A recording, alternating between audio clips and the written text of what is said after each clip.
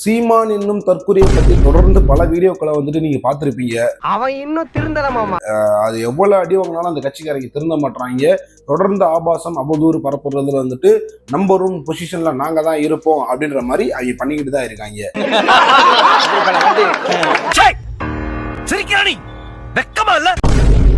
சீமான்லாம் பாத்தீங்கன்னா ஆரம்ப காலத்துல விஜய் வந்துட்டு தம்பி நீ ஏன் பார்சலுக்கு வந்த, ஏன் அப்படி வந்த, ஏன் இப்படி வந்த அப்படின்னு சொல்லிட்டு வம்பளுக்கு ஆரம்பிச்சாரு. இப்படி வம்பிழ்த்தாவாச்சு விஜய் வந்து நம்மளை பார்ப்பாரு, நம்ம மேல அட்ராக்ஷன் திரும்பவும் நினைச்சாரு. அவர் கண்டுக்கவே இல்லை. நான் கத்துறேன், என்னை கண்டுக்கிறது இல்லையா, அவாய்ட் பண்றீங்களா? அதுக்கப்புறம் வந்துட்டு சும்மா வந்துட்டு அணில் அது இதுன்ட்டு வம்பிழுத்து பார்த்தாரு. இந்த மாதிரி பட்ட பேர் சொல்றது, ஒரு மாதிரி கொச்சையா பேசுறதெல்லாம் பண்ணி பார்த்தாரு. அப்பயுமே விஜய் அவர்கள் வந்து அவரை கண்டுக்க கூட இல்லை. அப்ப இன்னும் அவருக்கு வந்து ரொம்ப கோவம் வந்துருச்சு. யாருக்கு? நம்ம தற்கொலை தலைவருக்கு. எடுத்து பாரு. உன்னை கேட்டுதான் தண்ணி குடிக்கணும், உன்னை கேட்டுதான் நான் ஒண்ணு கடிக்கணும் மேடம்.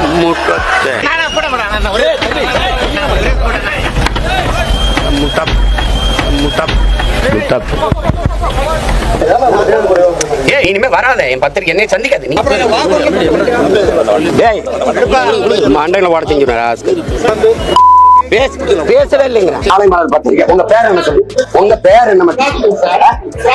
அப்ப நீ பேசுறீங்க. Always be happy.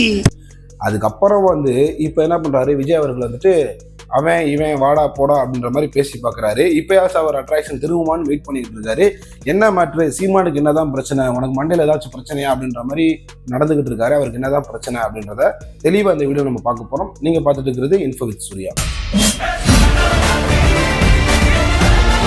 தமிழ்நாட்டின் வெற்றிக்காக புதியதோ ஒரு விதி ஒன்றை புதுமையாய் நாம் செய்வோம். பொதுவா ஒரு அரசியல் களத்தில் வந்துட்டு சில அரசியல் கட்சிகள் வந்து பாத்தீங்கன்னா எதுக்கு கட்சி ஆரம்பிச்சோம் அப்படின்றதையே மறந்து ட்ராக் மாதிரி எங்கிட்ட ஒரு பக்கம் போயிட்டு இருப்பாங்க.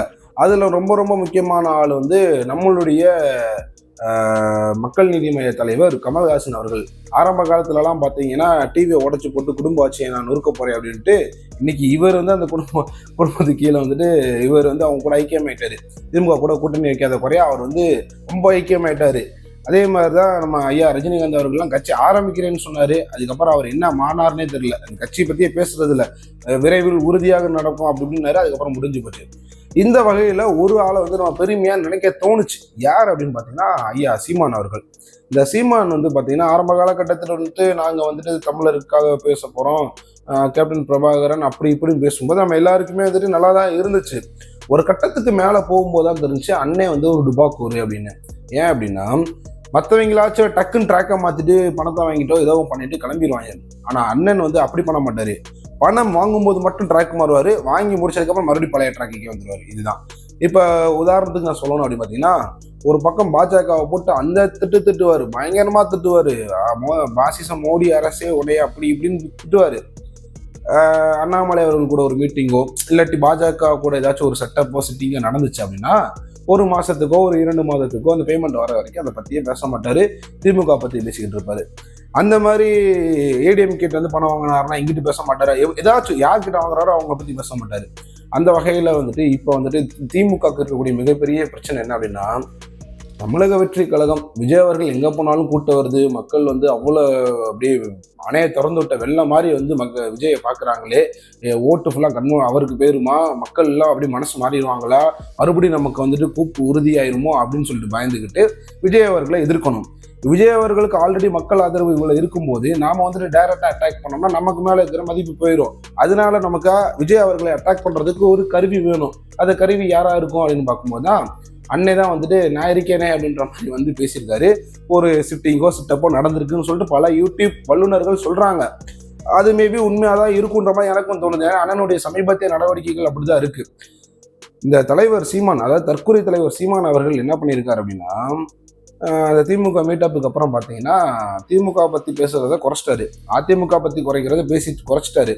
அதே மாதிரி பாஜக பற்றி பேசுறதையும் மறந்துட்டாரு. பாஜக பற்றி வாயை திறக்கல அப்படி இருக்காரு. 24 மணி நேரமும் தூங்கிட்டு இருக்கும்போது அண்ணே எந்திரிங்கண்ணே அப்படின்னா எந்திரிச்ச உடனே அணில் அப்படி இப்படி தான் ஆரம்பிக்கிறாரு. ஏன்னா அந்த அளவுக்கு வெறி பிடிச்சி போய் திரிகிறாரு தமிழக வெற்றி கழகத்தின் மீது. இதுல 2 விஷயம் இருக்கு. ஒன்று பர்சனல் பிரச்சனையும் இருக்கு அவருக்கு, அது போக பணத்தை வாங்கிட்டு பேசுறாரு. பர்சனலா என்ன பிரச்சனை இருக்கு அப்படின்னா விஜய் அவர்கள் அரசியலுக்கு வரனால மக்கள் எல்லாருமே அவரை பக்கம் திரும்புறாங்க. அவரை பக்கம் திரும்புறதுனால இளைஞர்கள் அவங்க பக்கம் போறாங்க. அதனால நமக்கு வர வேண்டிய திறன் நிதி வந்து அமௌண்ட் குறையுது.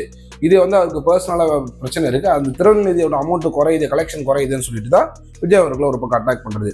இன்னொரு பக்கம் என்ன பண்ணுறது, இப்படி வஞ்சாவாச்சும் விஜய் அவர்கள் நம்ம பேரை சொல்லுவார், சீமான்ற ஒரு பேரை சொல்லிடுவார், சொன்னார்னா 4 பேர் நம்மளை பார்ப்பாங்களே அப்படின்னு நினச்சிக்கிட்டு இருக்காரு. விஜய் அவர்களும் நீ என்னதான் பேச முடிஞ்சா என்ன வேணா சொல்லி பாரு, நான் வாயை திறக்கலான பாரு அப்படின்ற மாதிரி அவர் உட்காந்துருக்காரு. அவர் வாயை திறக்க போறது இல்லை விஜய் இவரை பற்றி, சீமானை பற்றி. விஜய் அவர்களுடைய டார்கெட் வந்து டிஎம்கே வெஸ்ட் டிவிகே தான். அதனால அவர் வந்து இந்த சீமான் அலுசிலுகளை பற்றியே பேசவே மாட்டார். சீமான் வந்து இப்படியே சொல்லி சொல்லி சொல்லி ஒரு கட்டத்துக்கு போல விஜய் வாடா போடா அவன் இவன் அப்படின்னு சொல்லிட்டு இருந்தாலும் பேசும்போது என் தம்பி அப்படின்ற மாதிரி உருட்டுறாரு. இதுக்கெல்லாம் மொத்தமாக சேர்த்து வச்சு 2026 மக்கள் நல்லா செய்யன்னு செய்ய போகிறாங்க.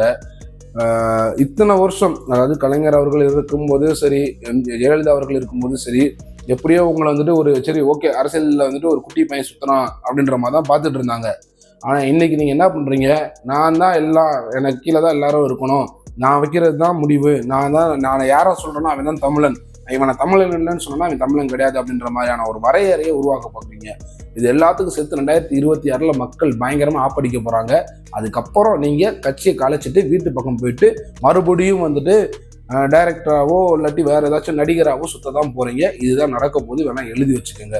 தொடர்ந்து மக்கள்கிட்ட அவப்பேரை வாங்கிக்கிட்டு இருக்கக்கூடிய நாம் தமிழர் கட்சியாக இருந்தாலும் சரி, திராவிட முன்னேற்ற கழகமாக இருந்தாலும் சரி, யாராக இருந்தாலும் மக்களுடைய வெறுப்பை சம்பாதிக்க ஆரம்பிச்சிட்டிங்க அப்படின்னா உங்களுக்கு கூப்பு உறுதி அப்படின்றத மறந்துக்கிறாங்க. நன்றி.